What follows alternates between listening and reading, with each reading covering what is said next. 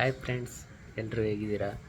ಇವತ್ತು ಮನೆಯಲ್ಲೇ ಎರೆಗೊಬ್ಬರ ಮಾಡ್ಕೊಳ್ಳೋದನ್ನು ಹೇಳ್ಕೊಡ್ತೀನಿ. ನಿಮ್ಮ ಮನೆಯಲ್ಲಿ ಈಗ ಹಸಿ ಕಸ ಇರುತ್ತಲ್ಲ, ಅದನ್ನು ಇದನ್ನು ಹಾಳು ಮಾಡದೆ ಮನೆಯಲ್ಲೇ ಎರೆಗೊಬ್ಬರ ಮಾಡಿಕೊಂಡು ಅದರಿಂದ ಗಿಡನ ಸಖತ್ತಾಗಿ ಬೆಳಿಬೋದು. ಅದರಷ್ಟು ಒಳ್ಳೆ ಗೊಬ್ಬರ ಇನ್ನೊಂದು ಯಾವುದೂ ಇಲ್ಲ.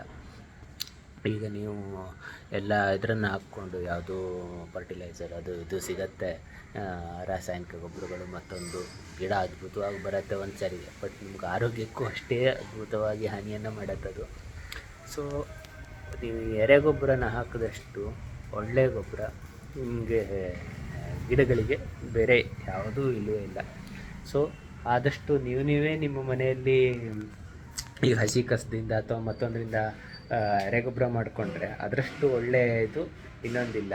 ಪ್ರತಿಯೊಬ್ಬರು ಆದಷ್ಟು ನಿಮ್ಮ ಮನೆಗಳಲ್ಲೇ ನಿಮ್ಮ ಗಿಡಗಳಿಗೆ ಎರೆಗೊಬ್ಬರಗಳನ್ನು ರೆಡಿ ಮಾಡ್ಕೊಳ್ಳಿ. ತೋರಿಸ್ತೀನಿ ನಾನು ಹೆಂಗೆ ಮಾಡ್ತಿದ್ದೀನಿ ಅಂತ.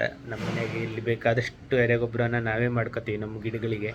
ಹಾಗೇ ಒಂದಷ್ಟು ಸ್ಟಾಕು ಇಟ್ಕೊಂಡಿದ್ದೀವಿ. ನೋಡಬೇಕು ಮುಂದಿನ ದಿನಗಳಲ್ಲಿ ದೊಡ್ಡ ಪ್ರಮಾಣದಲ್ಲಿ ಏನಾದರೂ ಮಾಡೋಕ್ಕಾಗತ್ತಾ ಅಂತ ಯಾರಿಗಾದರೂ ಕೇಳಿದವ್ರಿಗೆ ಕೊಡೋದಕ್ಕೆ. ಬಟ್ ಫ್ರೀ ಅಂತೂ ಕೊಡಲ್ಲ, ಮಾಡಿದ್ರೂ ಆದರೆ ಚಾರ್ಜಸ್ ಹಾಕಿನೇ ಕೊಡೋದೇನೆ. ನೋಡೋಣ ಏನಾಗತ್ತೆ ಏನು ಅಂತ. ಈ ರೀತಿ ನೋಡಿ, ಇದೇ ನಮ್ಮ ಎರೆಗೊಬ್ಬರದ ಟ್ಯಾಂಕು. ಹಿಂಗಿದೆ ನಮ್ಮ ಮನೆಯಲ್ಲೇ ಇದರಲ್ಲಿ ಹಾಕ್ಕೊಂಡು ನಾವು ಮಾಡ್ಕೊಂಡಿದ್ದೀವಿ. ನಮ್ಮ ಸಜ್ಜೆ ಇದರಲ್ಲೇ ಒಂದು ಮಾಡ್ಕೊಂಡಿದ್ದೀವಿ. ಎಲ್ಲ ಹಸಿ ಕಸಗಳನ್ನೆಲ್ಲ ಇದರಲ್ಲಿ ಹಾಕಿ ಅಕ್ಕಪಕ್ಕ ಮರದ ಬೀಳೋ ಎಲೆಗಳನ್ನೆಲ್ಲ ಎತ್ಕೊಬಂದು ಹಾಕ್ಕೋತೀವಿ. ಜೊತೆಗೆ ನೋಡಿ, ಫುಲ್ಲು ಹಸಿ ಸಗಣಿನ ಹಾಕಿ ಫುಲ್ ಈಗ ತಾನೇ ಇದು ಮಾಡಿದ್ದಾರೆ, ಮುಚ್ಚಿದ್ದಾರೆ ಅಪ್ಪಾಜಿ. ನೋಡಿ, ಹಸಿ ಸಗಣಿಯನ್ನು ಕರಡಿ ಅದಕ್ಕೆ ಒಯ್ದಿದ್ದಾರೆ ಮೇಲೆ. ಆವಾಗ ವಾರಕ್ಕೊಂದು ಸಾರಿ ಹಸಿ ಸಗಣಿನ ಕರಡಿ ಅದ್ರ ಮೇಲಿಂದ ಮುಚ್ತಾರೆ. ನನಗೆ ಹೆಂಗೆ ಅಂದರೆ, ನಾನು ಬೇರೆ ದಿನೆಲ್ಲ ಕೆಲಸದಲ್ಲಿರ್ತೀನಿ, ಸಂಡೇ ಒಂದು ಸ್ವಲ್ಪ ಫ್ರೀ ಇರ್ತೀನಿ, ಹೋಗಿ ಮಲ್ಕೊಂಡಿರ್ತೀನಿ. ಬೆಳಿಗ್ಗೆ 7 ಗಂಟೆಗೆ ಅಪ್ಪಾಜಿಗೆ ಕಾಲು. ಎಲ್ಲೋ ಒಂದು ಕಡೆ ಇದನ್ನು ಮಾಡ್ಕೊಂಡಿದ್ದಾರೆ, ಸಗಣಿ ದಂದು ಕೊಟ್ಟಿಗೆಯಲ್ಲಿ ಹೋಗಿ ಎಲ್ಲ ಸಗಣಿನ ಚೀಲಕ್ಕೆ ತುಂಬಿಬಿಟ್ಟು ಕಾಲು ಹೊಡಿತಾರೆ. ಅರ್ಜೆಂಟು ಬಾ ಸಗಣಿ ತೊಗೊಂಡ್ಬರ್ಬೇಕು ಅಂತ ತುಂಬಿಟ್ಕೊಂಡು ಅವ್ರು ಕಾಲು ಹೊಡೆದ್ರೆ ನಾನು ಬೈಕ್ ಎತ್ಕೊಂಡು ಹೋಗ್ಬೇಕು. ಬೆಳಿಗ್ಗೆ ಮಲ್ಕೊಂಡಿರ್ತೀನಿ 7 ಗಂಟೆಗೆ. ಸಂಡೇ ಒಂದು ಸ್ವಲ್ಪ ಇದು ಮಾಡೋಣ ಅಂತ ಎದ್ದು ಹೋಗಿ ತೊಗೊಂಬರ್ಬೇಕು ಸಗಣಿನ ತಂದು. ಆಮೇಲೆ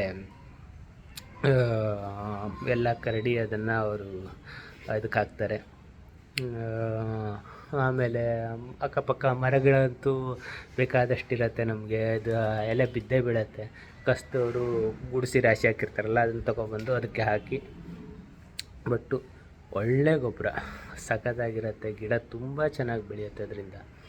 ಹಾಗಾಗಿ ಎಲ್ಲರೂ ಆದಷ್ಟು ನಿಮ್ಮನೆ ಹಸಿ ಕಸವನ್ನು ಒಂದು ವೇಸ್ಟ್ ಮಾಡಬೇಡಿ. ಈಗ ನಮ್ಮ ಮನೇಲಿ ಒಂದೇ ಒಂದು ಡ್ರಾಪು ಇದನ್ನು ಒಂದೇ ಒಂದು ಪೀಸ್ ಕೂಡ ಹಸಿ ಕಸ ಹೊರಗಡೆ ಹೋಗಲ್ಲ, ಎಲ್ಲನೂ ಗೊಬ್ಬರನೇ ಆಗುತ್ತೆ. ಒಂದೆರಡು ಸಾರಿ BBMP ಅವರು ಬಂದು ನಮ್ಮ ಇದನ್ನೆಲ್ಲ ಮಾಡಿಕೊಂಡು ಹೇಳಿಕೆನ ಬರ್ಕೊಂಡು ವಿಡಿಯೋ ಮಾಡ್ಕೊಂಡೆಲ್ಲ ಹೋಗಿದ್ದಾರೆ. ಅಂದರೆ ನಾವೇನು ಹಸಿ ಕಸನ ವೇಸ್ಟೇ ಮಾಡಲ್ವಲ್ಲ, ಜನರಿಗೆ ತೋರಿಸೋದಕ್ಕೆ ಅಂತ. ಅಷ್ಟು ಅದು ತುಂಬ ಚೆನ್ನಾಗಿ ಇದಾಗುತ್ತೆ. ನಿಮ್ಮ ಗಿಡಗಳನ್ನು ನೀವೇ ಆದಷ್ಟು ಗೊಬ್ಬರವನ್ನು ಇದು ಮಾಡಿ ಬೆಳೆಸ್ಕೊಳ್ಳಿ. ನೋಡಬೇಕು ಮುಂದಿನ ದಿನಗಳಲ್ಲಿ ಯಾರಿಗಾದರೂ ಗೊಬ್ಬರ ಬೇಕಾದರೆ ಹೇಳಿದ್ರೆ ವ್ಯವಸ್ಥೆ ಮಾಡೋದಕ್ಕೆ ಎರೆಗೊಬ್ಬರನ ನಮ್ಮ ಮನೆಯಲ್ಲೇ ಟ್ರೈ ಮಾಡೋಣ. ಯಾಕೆಂದರೆ ಒಂದಷ್ಟು ರೆಡಿ ಮಾಡಿ ಇಟ್ಕೊಂಡಿದ್ದಾರೆ. ಯಾಕೆಂದರೆ 2 ತಿಂಗಳಿಗೆ ಒಂದು ಸಾರಿ ತೆಗಿತೀವಿ, 2-3 ಕ್ವಿಂಟಲ್ ಗೊಬ್ಬರ ತೆಗಿತೀವಿ, ಅಷ್ಟು ಆಗುತ್ತೆ ನಮ್ಮ ಮನೆಯಲ್ಲೇ. ಫುಲ್ ನಮ್ಮ ಇದಕ್ಕೆ ಯೂಸ್ ಮಾಡಿ ಜಾಸ್ತಿ ಉಳಿಯುತ್ತಲ್ಲ.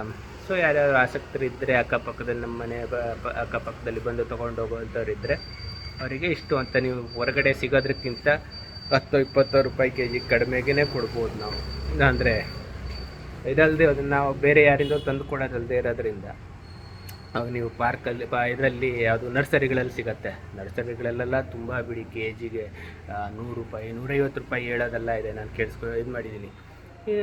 ಇದರಲ್ಲೆಲ್ಲ ನಮಗೆ ಈಗ ಕೆಲವೊಂದು ಕಡೆ ಇದು ಮಾಡಿದ್ದೀವಿ 50 ರೂಪಾಯಿ 40 ರೂಪಾಯಿ ಹಂಗೆಲ್ಲ ಸಿಗುತ್ತೆ. ಸೊ ಅದಕ್ಕಿಂತೆಲ್ಲ ತುಂಬ ಕಡಿಮೆಗೆ ನಾವು ಅದು ಮಾಡ್ಬೋದು. ನೋಡೋಣ, ಅದು ಯಾರಿಗಾದ್ರು ಬೇಕಾದವರಿದ್ದರೆ ನಮಗೆ ಪರ್ಸ್ನಲ್ ಮೆಸೇಜ್ ಹಾಕಿದ್ರೆ ಆವಾಗ ಅದನ್ನು ಟ್ರೈ ಮಾಡ್ಬೋದು.